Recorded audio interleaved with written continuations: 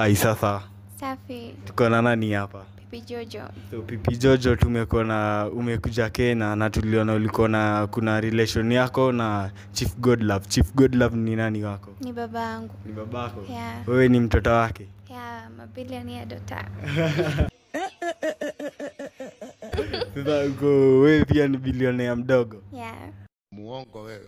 Swali lingine ningependa kukuuliza. Tumeona wewe ni msanii, kwa wimbo zako zote zenye umetoa ni gani ndio inakubamba most? Chakacha, kwa sababu chakacha ndio ambayo imependwa sana Kenya. So unaweza wimbia chakacha kidogo? Yeah. Baby, you taking me love while you drive me like crazy. Hey, I'm lazy, yeah. Tell me why you want me, I need your energy, come and take me. That's my favorite part. Oh my God!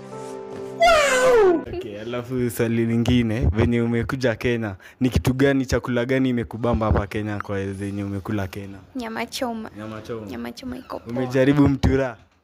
Mtura? Ni nini hiyo? Hiyo ni ukienda kwa nyama choma. Kuna vitu fulani inatengenezwa ngapo inaitwa mtura. Tukimalizia tumeona Tanzania kuna election. Wewe kama mtoto wa Chief Godlove, babako ana support nini gani kati ya Samia Suluhu ama hiyo pande nyingine?